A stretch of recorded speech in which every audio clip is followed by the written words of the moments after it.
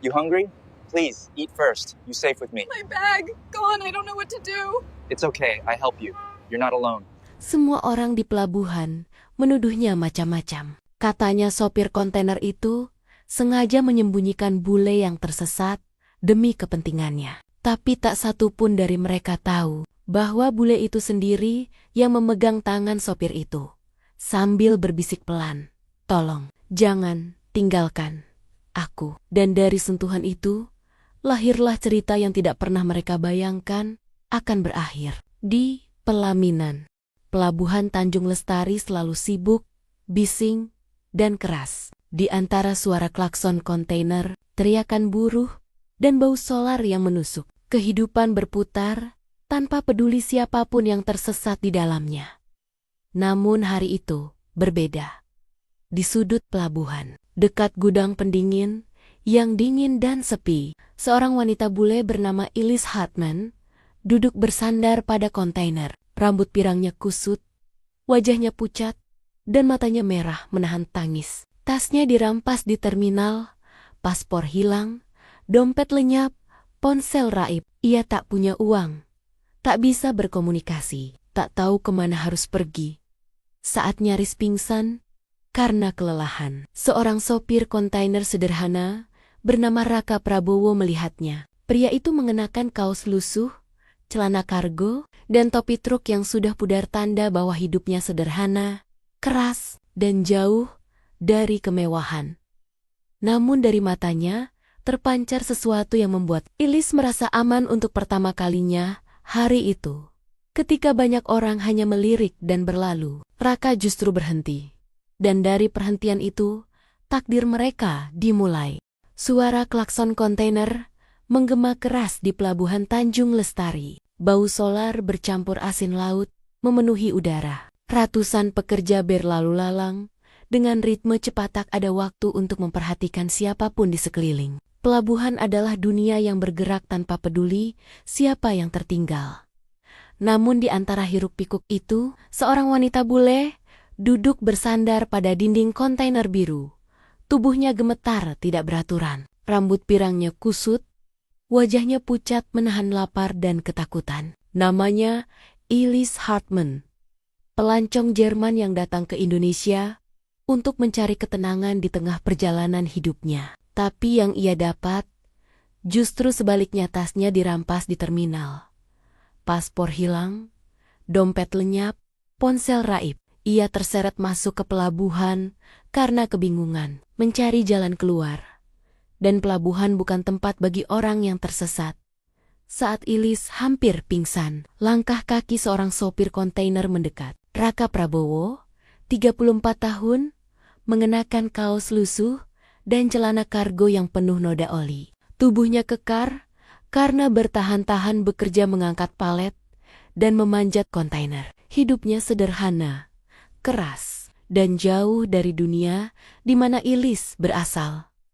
Raka baru saja selesai menurunkan kontainer pendingin di dermaga 4 dan hendak makan siang. Ia membawa nasi bungkus yang dibelinya di warung Bu Sarti. Tapi saat melewati deretan kontainer, ia melihat sesuatu yang membuatnya berhenti spontan. Itu orang pingsan? Atau apa? Gumamnya. Raka mendekat perlahan. Semakin dekat, semakin jelas wajah Elise yang pucat, mata merah, dan napasnya yang tersengal. Dia kelaparan, kelelahan, kehausan, dan sangat ketakutan. Raka terdiam sejenak. Dia terbiasa melihat mekam-mukam kejadian di pelabuhan. Pencopetan, penggelapan, keributan antar buruh, bahkan orang mabuk yang jatuh ke laut. Tapi perempuan asing seperti ini sangat jarang. Apalagi dalam kondisi parah seperti itu. "Miss, you okay?" Raka bertanya. Suara dibuat selembut mungkin. Elise terperanjat sedikit, lalu menggeleng pelan. My bag gone. Passport, money, all gone." Raka langsung paham situasinya. "Rob?" tanyanya. Elise mengangguk. Matanya bergerak liar, takut kalau perampok itu masih di sekitar. Raka memandang nasi bungkus di tangannya. Tanpa pikir panjang, ia membuka bungkus itu dan menyodorkannya pada Elise. "Eat first, you look very tired." Elise menatap nasi itu seolah tak percaya. Tangannya gemetar saat menerima, dan ketika suapan pertama menyentuh lidahnya, air mata langsung jatuh tanpa ia bisa tahan. Raka terdiam, seolah ikut merasakan luka itu. "You safe, no worry," katanya pelan, sambil duduk agak jauh agar Elise tidak merasa terancam. Tapi pelabuhan tidak pernah memberikan ruang privasi. Beberapa buruh langsung melihat adegan itu dan mulai bersiul. "Woi Rak, dapet bule. Ya, asik banget.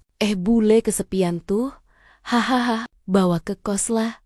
Rak, malam ini panas." Elise langsung memeluk lututnya. Ketakutan. Raka menahan emosi. "WOI," serunya lantang. Dia butuh bantuan. Bukan omongan kotor. Para buruh tertawa dan berlalu. Tapi tatapan liar mereka belum hilang dari kepala Elise. Ia menggigil ketakutan lagi. Raka berdiri dan menghadap Elise. "Come with me. Safe place. My room. Small, but safe." Elise menatap matanya lama sekali. Dalam tatapan itu, ia mencari jawaban. Apakah pria ini benar-benar bisa dipercaya? Dan untuk alasan yang tidak ia mengerti, ia merasakan kehangatan yang tidak ia dapatkan seharian ini. Perlahan, Elise mengangguk. Raka mengulurkan tangan. Tangan Elise dingin dan gemetar menyentuh tangan Raka. Lelaki itu segera memegangnya kuat-kuat, memastikan ia tidak terjatuh. Mereka berjalan keluar dari pelabuhan, menyusuri gang sempit yang dipenuhi buruh, supir truk, dan para pedagang. Sepanjang jalan, beberapa orang menatap mereka dengan tatapan penuh prasangka. Ada yang sarkas, "Bule di pelabuhan? Hahaha. Pasti ketemu cinta baru." Ada yang kotor, "Bang Rak, rezeki nomplok tuh." Namun Raka tidak peduli. Elise tidak peduli. Yang penting adalah ia merasa aman untuk pertama kalinya sejak kehilangan segalanya. Saat mereka melewati gerbang pelabuhan, Elise membisikkan satu kalimat pelan, kalimat yang membuat Raka merasa ia wajib melindunginya sampai kapanpun. "Please don't leave me." Dan dari tangan yang saling menggenggam itu, sebuah cerita takdir mulai tertulis. Raka memandu Elise melewati jalan kecil di luar pelabuhan, gang yang dipenuhi warung pinggir jalan, kios reparasi ban, dan deretan kos murah yang ditempati para sopir kontainer dan buruh bongkar muat. Tempat itu bukan kawasan yang bersih atau nyaman, tapi jauh lebih aman dibanding pelabuhan yang penuh risiko. Elise berjalan pelan sambil memegang lengan Raka. Setiap suara keras membuatnya terlonjak. Setiap orang yang menatap membuat tubuhnya menegang. Tangannya sedikit berkeringat, menunjukkan betapa takutnya ia berada di kerumunan asing. Raka memperlambat langkahnya. "You okay?" ia bertanya lembut. Elise mengangguk, tapi matanya masih penuh kecemasan. "I'm..."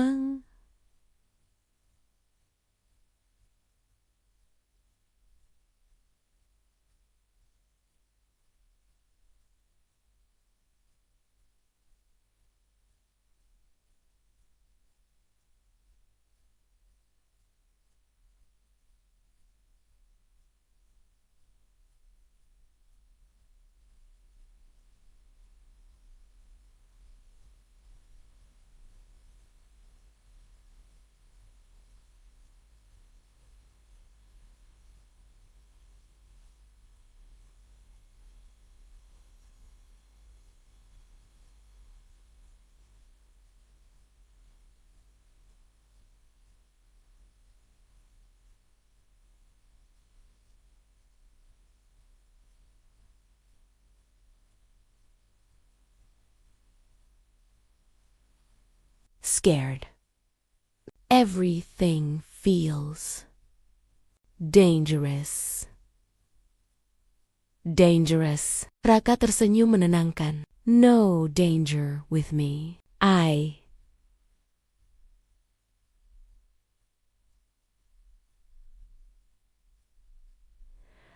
promise. Elis memandangnya lama. Janji itu sederhana, tapi di situ ada ketulusan yang tidak pernah ia rasakan dari orang asing manapun. Dan entah kenapa, ia percaya. Kos Raka sederhana, tapi aman. 12 menit berjalan, mereka tiba di kos. Bangunan 2 lantai, dengan cat mengelupas, halaman kecil yang menampung sepeda motor, dan barisan pintu kayu yang tampak rapuh. Kos itu jauh dari layak, tapi Raka tahu betul, keamanan lebih penting dari kenyamanan. Saat mereka masuk, beberapa tetangga langsung menatap Ilis. Raka bawa bule? Wah, malam ini rame nih. Beneran, Ra? Serius? Raka menatap mereka dengan pandangan tajam. Dia butuh bantuan. Jangan ngomong kotor. Seorang bapak kos yang menyebalkan malah berkomentar pelan tapi cukup keras untuk didengar. Ih, jangan-jangan sopir kontainer ini niatnya macam-macam. Ilis langsung mengencangkan genggaman di lengan Raka. Raka menarik napas panjang untuk menahan amarah, lalu berbisik ke Ilis, "Don't listen, they don't know anything." Ilis mengangguk, meski wajahnya tetap tegang. Kamar Raka saat pintu kamar dibuka, Ilis terdiam. Kamar itu kecil, sangat kecil. Hanya ada kasur tipis, kipas angin tua di dinding, rak plastik berisi pakaian, serta satu meja dengan termos kecil. Lantai keramiknya retak, dan jendela kecil di sudut ruangan memberi sedikit cahaya. "Sorry, small," kata Raka, sedikit malu. "Not good, but safe." Ilis perlahan masuk, lalu tersenyum tipis. "Warm?" ucapnya jujur. Raka menghela napas lega. Ia takut Ilis akan takut atau jijik, tapi ternyata Ilis justru tersentuh oleh kesederhanaan ruangan itu. Raka memberikan handuk bersih dan kaos longgarnya. "You change first. I wait outside." Ilis mengambil pakaian itu. "Thank you, Raka." Namun sebelum Raka sempat keluar, suara perut Ilis berbunyi pelan. Wanita itu menunduk malu. Raka tertawa kecil. "I buy food. You rest. Lock door. Okay." Ilis mengangguk. "Okay, but please come back." Raka menatapnya, sedikit kaget. Of course. Saat Ilis akhirnya merasa aman setelah Raka kembali membawa mie kuah dan teh hangat, ia mengetuk pintu pelan. "Miss Ilis." Pintu terbuka, dan Ilis muncul dengan kaos Raka yang kebesaran. Rambutnya masih basah, wajahnya pucat, tapi lebih tenang. Ia tampak seperti seseorang yang baru saja melepaskan beban yang sangat berat. Ia duduk di kasur, memegang mangkuk mie, lalu makan dengan suara pelan. Raka duduk di lantai, menjaga jarak demi kenyamanan Ilis. Hening, hanya suara kipas angin yang berdecit. Setelah beberapa menit, Ilis menatap Raka. "Raka, why you help me?" Raka terdiam sejenak. Ia menggaruk tengkuknya. Malu. "You look scared. Alone. Hungry." Ia mengangkat bahu. "My heart cannot ignore." Ilis tersenyum, namun air matanya mendadak jatuh. "I thought everyone here only wants to take advantage of me." Raka menggeleng pelan. "Not me. You safe." Lalu terjadi sesuatu yang membuat Raka terdiam. Ilis memegang tangan Raka perlahan, penuh gentleness menggenggamnya erat. "Thank you for not leaving me there." Raka terpaku. Ia tidak biasa disentuh dengan lembut seperti itu, apalagi oleh seseorang seperti Ilis. Tangannya sendiri terasa kaku, bingung harus berbuat apa. Ilis akhirnya melepaskan genggaman itu. Namun sebelum Raka sempat berkata apa-apa, Ilis berkata pelan, "Can I sleep here? I don't want to be alone tonight." Raka langsung gelagapan. Yes, but I sleep outside." I mean outside this room. Not with you. I mean, I respect. Ilis tertawa kecil. Tawa itu ringan, manis, dan untuk pertama kalinya hari itu, ia merasa hidup kembali. No, Raka, stay inside. Just sleep. Far. You make me feel safe. Kalimat itu menghanguskan segala jarak di antara mereka. Raka mengangguk pelan. Okay. I stay. Malam itu, Ilis tidur di kasur tipis Raka, sementara Raka tidur di lantai dengan tikar tipis. Tapi meski begitu, keduanya merasa, anehnya, lebih hangat dari sebelumnya. Di luar, pelabuhan tetap bising dan keras. Tapi di kamar kecil itu, dua jiwa asing menemukan ruang tenang untuk pertama kalinya. Dan tanpa mereka sadari, takdir mulai merajut kisah yang jauh lebih besar. Pagi hari datang dengan suara kapal tongkang dan burung camar yang terbang rendah di atas pelabuhan. Ilis membuka mata pelan, masih terbungkus kaos Raka yang kebesaran. Cahaya matahari masuk melalui jendela kecil, memantul pada rambut pirangnya yang masih sedikit lembab.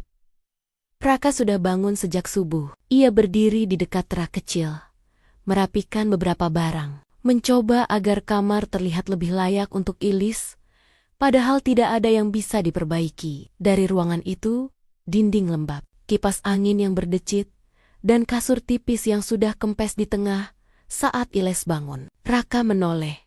Morning, Miss Ilis, katanya canggung. Ilis mengusap mata. Good morning. Did you sleep? Raka tertawa kecil. A little. A little.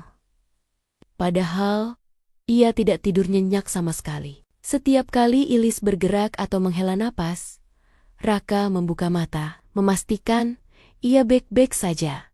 Ilis duduk perlahan, memegangi kepala. Still feel scared? Katanya lirih. Raka mengangguk. You lose passport, money, phone, very hard. Hard. Ilis menunduk. Suaranya pecah. I don't even know how to go back. Raka mendekat sedikit, namun tetap memberikan ruang.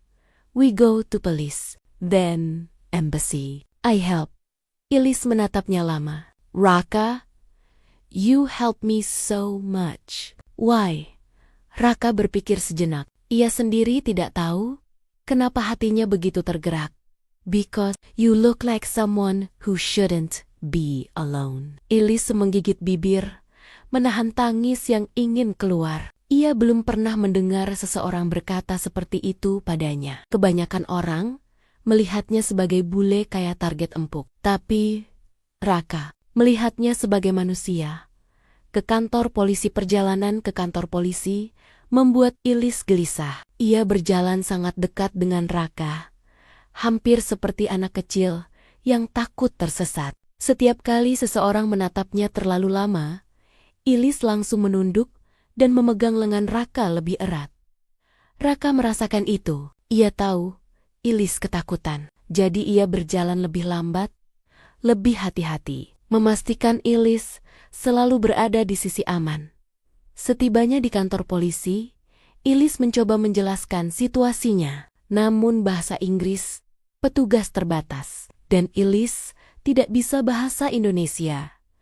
Raka akhirnya maju ke depan, menjelaskan dengan bahasa sederhana. Pa, dia orang asing, tasnya hilang, paspor hilang, no money, no phone. Please, help. Petugas menatap Ilis, kemudian menatap Raka. Kamu siapa? Kenal dia? Dari mana? Raka menelan ludah. Tidak kenal, Pak. Saya cuma bantu. Petugas itu mengangkat alis. Tatapannya penuh curiga. Jangan-jangan kamu yang ambil tasnya? Ilis langsung mundur selangkah ketakutan. Raka terkesiap. Tidak, Pak. Saya temukan dia di pelabuhan. Dia hampir pingsan. Suasana tegang. Sampai Ilis akhirnya berbisik. Suaranya gemetar. He helped me. Please believe him. Petugas akhirnya mengangguk. Bukan karena percaya sepenuhnya tapi karena melihat ketakutan Elise yang nyata setelah membuat laporan kehilangan. Mereka diarahkan ke kedutaan. Perjalanan ke kedutaan. Elise mulai lebih tenang. Ia berjalan lebih dekat di samping Raka. Tapi kini, tidak lagi. Karena takut melainkan karena mulai merasa nyaman. Saat lampu merah, Raka berhenti sambil memegang setir truk kecil yang ia pinjam dari temannya. Elise duduk di sampingnya. Rambutnya tertiup angin. Di saat itulah momen yang sangat lembut terjadi. Elise meletakkan tangannya di atas tangan Raka yang sedang memegang setir. Tidak kuat, tidak tergesa, hanya sentuhan ringan, tapi membuat dunia seolah berhenti. Raka menegang, napasnya tertahan. Elise menatap tangannya sendiri di atas tangan Raka. I don't know why, but I feel safe with you. Raka bingung harus menjawab apa. Ia tidak terbiasa perempuan memegang tangannya seperti ini, apalagi bule secantik Elise. Elise, I'm just a driver, katanya pelan. Elise tersenyum kecil. And you're the only one who helps me. Mata Elise sedikit berkaca-kaca. Raka menelan ludah. Hatinya bergetar pelan. Tetapi sebelum ia sempat berbicara, klakson mobil belakang membuyarkan suasana. Raka melanjutkan perjalanan. Namun tangan Elise tetap berada di atas tangannya, sampai mereka tiba di depan kedutaan. Saat semua orang salah paham setelah selesai mengurus dokumen, mereka kembali ke kos. Begitu masuk gang, bisikan tetangga langsung terdengar. Wah, makin lengket tuh. Sopir kontainer bawa bule, rejeki dadakan nih. Pasti ada maunya dia. Elise mengerutkan alis. Gelisah. Why? Why they look at us like that? Raka menatapnya lama. Mereka salah paham. Elise memandangnya dalam-dalam. Do you want distance? Because of them. Pertanyaan itu menusuk. Raka merasa bersalah. Ia tidak ingin Elise merasa ditolak hanya karena omongan orang. Jadi ia berkata pelan, jujur, I don't care what they say, but I want you feel safe. If want new place, I find. Elise langsung menggeleng cepat. No, I stay with you. Kemudian untuk kedua kalinya Elise meletakkan tangannya di atas tangan Raka. Kali ini lebih lama, lebih yakin, juratu, lebih berarti. Di saat itu, Raka sadar sesuatu. Perasaan yang tumbuh bukan lagi sekadar rasa kasihan. Dan Elise pun tahu, ia tidak lagi berada di dekat Raka karena takut, melainkan karena hatinya membawanya ke sana. Malam perlahan turun di gang sempit, tempat kos Raka berada. Lampu-lampu kuning redup menyala, memantulkan bayangan panjang ke dinding-dinding kusam. Suara obrolan tetangga mulai terdengar, sebuah kebiasaan yang tidak pernah hilang dari kehidupan gang padat penduduk. Raka dan Elise baru saja pulang dari kedutaan. Mereka lelah, namun hubungan di antara mereka terasa berubah. Ada sesuatu yang tumbuh perlahan, sesuatu yang membuat keduanya saling menatap lebih lama dari seharusnya. Saat mereka berjalan memasuki halaman kos, bisikan-bisikan langsung muncul lagi, kali ini lebih jelas. Wah, beneran nempel terus tuh bule sama Raka. Ih, bule cantik. Begitu kok mau sama sopir kontainer? Jangan, ada apa-apa mereka itu. Elise berhenti. Raka bisa merasakan tubuhnya menegang. Why they say things like that? Bisik Elise lirih.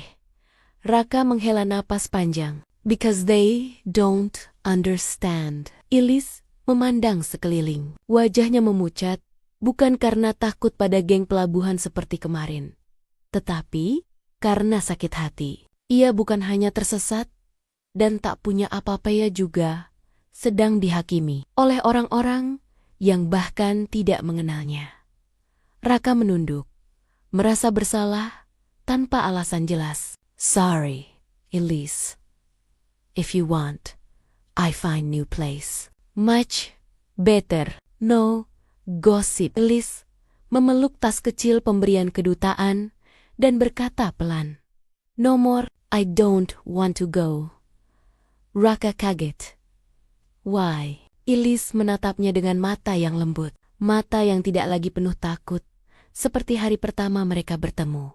Because you're here. Rasa hangat merayap di dada Raka, membuat jantungnya berdetak sedikit lebih cepat. Let's go to your room, ujar Elise dengan suara pelan. Namun penuh keyakinan, Raka mengangguk. Di dalam kamar sempit itu, begitu pintu tertutup, Elise langsung duduk di kasur tipis. Ia mengusap wajahnya, mencoba menenangkan diri setelah seharian diguncang emosi. Raka meletakkan helm dan topinya, lalu menatap Elise dengan canggung. You okay? Elise mengangkat bahu. I'm tired, not from walking, but from people. Raka duduk di lantai, punggungnya menempel pada dinding. They like to talk, but talking is all they can do. Elise memandangnya lama. You're not bothered by their words. Raka menggeleng. Used to it. People talk about everything. Elise menunduk. Back home, I never felt judged like this. Raka mengangguk. This place not easy for you. Elise menatapnya lagi tatapan yang begitu jujur, begitu tulus, membuat Raka merasa sulit bernafas. Raka, if I'm a burden, please tell me. Raka langsung menggeleng keras. No, you're not. Never. Elise tersenyum tipis, lalu perlahan memindahkan duduknya dari kasur ke lantai. Tepat di samping Raka, dua dunia yang berbeda itu kini hanya terpisahkan oleh beberapa sentimeter. Can I stay close? Just for a moment. Elise bertanya pelan. Raka terdiam. Ia tidak tahu harus berkata apa. Namun ia mengangguk. Momen tenang yang membuat mereka semakin dekat. Elisa menatap jendela kecil yang menunjukkan langit malam. Back there, in the Palabuhan, when you helped me, I thought you were just being kind. Raka tersenyum kaku. I was, but now. Elise menatapnya. I think you're more than that. Raka menelan ludah. More. What? What? Elise menghela napas panjang, lalu memiringkan kepala hingga bersandar pelan di bahu Raka.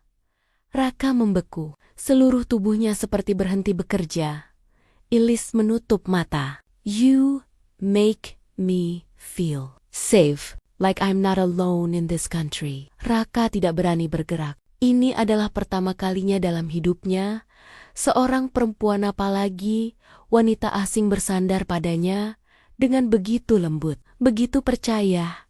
Elise, suara Raka bergetar. You sure? Elise membuka mata dan menatap ke atas, ke arah wajahnya. Aku memilih di sini dengan kamu. Bukan karena aku terpaksa. Hati Raka seperti dipalu dari dalam. Ia tidak tahu bagaimana perasaan itu bisa tumbuh begitu cepat, tapi ia merasakannya. Tiba-tiba, suara ketukan dari luar mengagetkan mereka. Raka, bule itu tinggal di kamarmu lagi. Jangan bikin masalah. Ya, Elise langsung menegang. Raka berdiri, menahan pintu dengan tubuhnya. Dia capek, Pak. Besok saya urus tempat lain. Pak Kos mendengus. Ya, cepat. Jangan bikin gosip makin panjang. Saat pintu ditutup, Raka kembali duduk. Elise menggenggam lengannya pelan. Don't send me away, please. Raka menatap tangannya. Lalu wajah Elise. I won't. I promise. Ikatan yang makin kuat malam itu. Elise dan Raka tidak banyak bicara. Mereka duduk berdampingan di lantai kamar yang sempit. hanya ditemani kipas angin yang mengeluarkan suara berdecit. Namun dalam keheningan itu, mereka merasakan sesuatu yang tidak pernah mereka rasakan sebelumnya. Sebuah kehangatan, sebuah rasa percaya, sebuah ikatan lembut yang tidak butuh kata-kata. Raka menatap Ilis yang mulai mengantuk dan berkata pelan, "Tomorrow, we find better place. I don't want you hurt by people's words." Ilis menggeleng sambil menyandarkan kepalanya lebih dalam ke bahu Raka.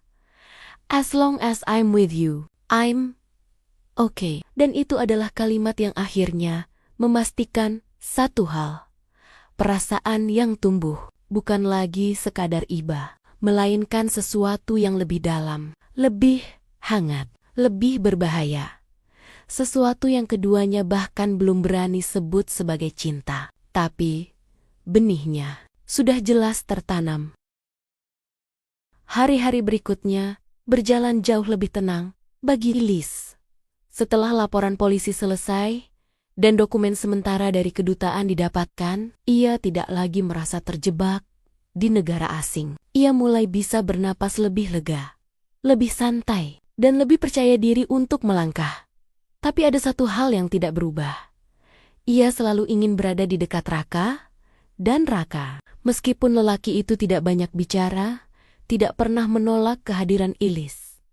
Sebaliknya Raka selalu canggung, selalu bingung, tapi selalu berusaha membuat Ilis merasa aman.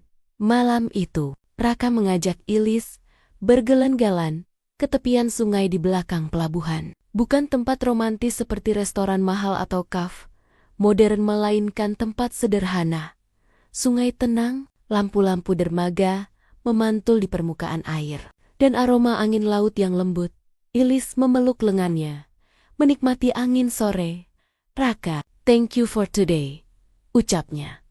"Why thank? I do nothing," jawab Raka sambil menggaruk tengkuk. Ilis tertawa kecil. "You always say that, but you do so much." Mereka duduk di pinggir sungai. Kaki menggantung sedikit di atas permukaan air. Perahu-perahu kecil bergoyang perlahan, menciptakan pemandangan yang tenang. Ilis memandang langit. "Before I met you, I thought Indonesia would be a beautiful journey, but it became a nightmare." Raka menatapnya pelan. "You not alone now." Ilis menoleh. "You make everything feel okay again." Raka memalingkan wajah, menahan senyum malu. Momen kejujuran itu akhirnya tiba. Beberapa menit berlalu dalam keheningan yang nyaman. Hanya suara air dan angin. Ilis perlahan memiringkan tubuhnya, bersandar pada bahu Raka. Raka membeku. Elise, you okay?" Ilis tersenyum. "Can I say something?" Yes." Ilis menghela napas. "Hey, Raka, I didn't stay with you because I had no choice." Raka terdiam. Jantungnya tiba-tiba berdetak tidak teratur. "I stayed because I wanted to." Raka menelan ludah. "Ilis, I feel safe with you. And I like being with you." Raka memandang sungai. Bukan karena tidak mau melihat Ilis, tapi karena takut jika menatap mata wanita itu terlalu lama, ia tidak akan bisa berpikir jernih. "Ilis, you are different world," katanya lirih. Ilis memegang tangan Raka. "Mengejutkannya maybe, but my heart doesn't care." Raka terdiam lama. Ia selalu merasa dirinya kecil sopir kontainer dengan kamar kos sempit, gaji pas-pasan, hidup yang keras. Tidak ada yang istimewa darinya. Tidak ada yang bisa menarik wanita seperti Ilis. Namun saat Ilis menggenggam tangannya, hati Raka terasa hangat. Hangat dengan perasaan yang selama ini berusaha ia abaikan. Sesuatu mendorong Raka melakukan hal berani. Raka mengusap wajahnya. Gugup, ia tidak pernah membayangkan akan melakukan hal ini. Tidak pernah mempersiapkan diri. Namun kata-kata Ilis menyentuh bagian hatinya yang paling dalam. "Ilis, I I want to say something too. Ilis menatapnya dengan lembut. Yes. Raka menarik napas panjang sangat panjang, seperti seseorang yang akan melompat dari tebing. I like you too, katanya. Pelan. More than I should. Ilis tersenyum. Senyuman yang membuat dunia Raka berhenti berputar. Lamaran sederhana di tepi sungai. Raka berdiri pelan, lalu menarik sesuatu dari kantongnya. Kotak kecil terbuat dari kayu bekas. Bukan kotak cincin mahal. Bukan perhiasan yang berkilau. Ilis menatapnya heran. Raka. What is that? Raka berlutut. Gugup, tangan bergetar, wajah memerah. Ilis Hartman, you come to my life when I never expect someone like you, katanya dengan suara pelan. Ilis terdiam, bibirnya terbuka sedikit, terkejut. I don't have money. I don't have big house. I don't have anything. Ilis menutup mulutnya dengan tangan. Air mata mulai menggenang. But I have heart. Lanjut Raka. And this heart want you stay with. Raka membuka kotak kayu itu. Di dalamnya terdapat cincin sederhana. Terbuat dari stainless steel, tanpa permata, tanpa ukiran. Sederhana, namun bersih dan penuh niat tulus. Will you marry me? Suara Raka bergetar saat mengatakannya. Ilis menatap cincin itu lama sekali. Tak mampu berkata apa-apa. Tangisnya pecah perlahan. Bukan tangis sedih, tetapi tangis haru. Ia menunduk, meraih wajah Raka dengan kedua tangannya. Raka, suaranya begitu lembut, begitu penuh rasa. This is the most beautiful thing anyone ever gave to me. Raka menunduk malu. Canggung tidak tahu apakah ia harus tersenyum atau menangis. Ilis tersenyum melalui air matanya. Yes, Raka, I'll marry you. Saat itu dunia Raka seolah berhenti. Ia tidak percaya wanita asing yang ia temui dalam kondisi kacau di pelabuhan. Wanita yang ia jaga, lindungi, dan harapkan dengan malu-malu, kini menerima lamarannya. Mereka berpelukan di tepian sungai yang sepi, ditemani cahaya lampu dermaga dan suara air yang tenang. Tak ada musik mewah, tak ada saksi, tak ada kamera. Hanya dua hati yang memilih satu sama lain, di tempat yang tak pernah orang sangka akan menjadi awal segalanya. Pagi di kampung Raka selalu dimulai dengan suara ayam berkokok dan aroma kayu bakar dari dapur tetangga. Letaknya jauh dari pelabuhan tenang, hijau, dan damai. Ketika Raka membawa Ilis ke sana untuk pertama kalinya, seluruh kampung langsung gempar. Anak-anak kecil berlarian mengikuti mereka, penasaran melihat bule berambut pirang yang tersenyum malu sambil menutupkan tangan di dada. Ih! Cantiknya, Bang Raka bawa istri bule. Bule, kok mau ke kampung kita? Orang-orang dewasa pun tidak kalah heboh. Ada yang kagum, ada yang iri, dan ada pula yang tidak percaya. Namun di balik semua itu, ada kehangatan. Kampung Raka menerima Ilis seperti keluarga sejak hari pertama dan 3 hari setelah lamaran di tepi sungai itu. Raka dan Ilis memutuskan untuk menikah di kantor urusan agama setempat tanpa pesta besar, tanpa dekorasi mewah, tanpa kemegahan. Pernikahan paling sederhana, tapi paling bahagia. Raka mengenakan kemeja putih polos dan celana hitam bersih. Ilis memakai kebaya sederhana warna krem yang dipinjamkan oleh ibu-ibu kampung. Rambut pirangnya diikat rapi oleh tetangga yang berprofesi sebagai penata rambut rumahan. Wajah Ilis tampak gugup, tapi matanya bersinar. Saya tidak pernah membayangkan wedding like this, katanya pelan sambil tersenyum. Raka tersenyum canggung. Sorry, I have no money for big wedding. Ilis memegang tangan Raka. Raka, I don't need big wedding. I only need you. Kata-kata itu membuat Raka terdiam lama. Ia tidak pernah disayang seperti itu sebelumnya. Di dalam ruang KUA, mereka duduk berhadapan dengan penghulu. Beberapa tetangga menyaksikan. Sebagian besar ibu-ibu kampung membawa kamera, ponsel jadul, mengambil foto dari berbagai angle seperti wartawan profesional. Ketika penghulu meminta Raka mengucapkan ijab kabul, suara Raka sedikit bergetar. Namun satu kalimat Ilis sebelum upacara dimulai menguatkannya. "Don't worry, I'm with you." Dan akhirnya, ijab kabul, sah. Sorak-sorai kecil terdengar dari ibu-ibu kampung. Sah, sah, alhamdulillah. Selamat nak Raka. Ilis cantik sekali. Masya Allah. Ilis tertawa sambil menatap suaminya dengan mata berkoka-koka, lalu memeluknya pelan. Dalam pelukan itu, Raka menutup mata tidak percaya bahwa perempuan yang dulu ia temui dalam keadaan kacau di pelabuhan, kini menjadi istrinya. Pulang ke rumah orang tua, rumah keluarga Raka kecil, sederhana, dengan dinding bambu sebagian dan tembok semen di bagian depan. Namun rumah itu penuh cinta. Ibunya memeluk Ilis lama sekali, seperti menyambut anak sendiri. "Mulai sekarang, kamu anak ibu juga," kata ibunya. Ilis hampir menangis mendengarnya.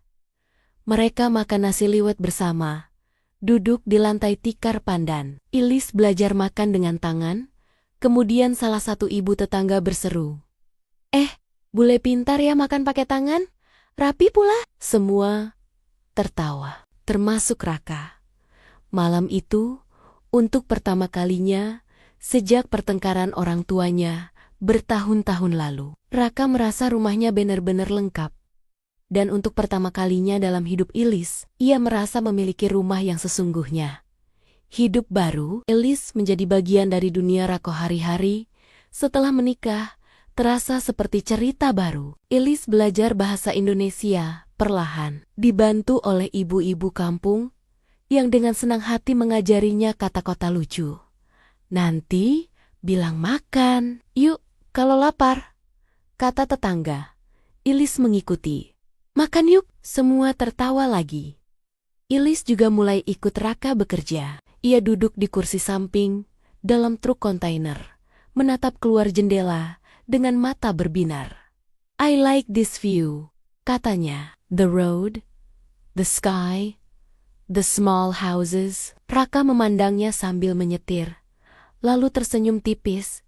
"You like my life?" Ilis memegang tangan Raka di atas setir. "I like our life." Kata our itu membuat Raka merasakan sesuatu yang hangat di dada, sesuatu yang selama bertahan-tahan hilang dari hidupnya. Rasa dihargai, dicintai, dan dimiliki. Setiap kali Raka turun menutup pintu kontainer, Ilis menunggu sambil memotret pemandangan, atau turun ikut membantunya sedikit. Meski Raka sering berteriak, "Ilis, hati-hati, itu bahaya." Ilis hanya tertawa. "I'm your wife, Raka. I want to help you." Dan itu membuat Raka semakin jatuh cinta. Kehidupan yang sederhana, tapi penuh cinta. Tidak ada rumah mewah, tidak ada mobil mahal, tidak ada saldo bank besar, tidak ada kemewahan sama sekali. Yang ada hanyalah truk kontainer tua, rumah orang tua yang sempit, kampung yang penuh suara tawa, dan dua hati yang saling menggenggam erat. Dari pelabuhan yang bising, dari situasi yang kacau, dari ketakutan yang mencekam, mereka menemukan sesuatu yang tidak semua orang bisa temukan seumur hidup. Rumah dalam diri satu sama lain. Dan itu lebih indah dari pelaminan manapun.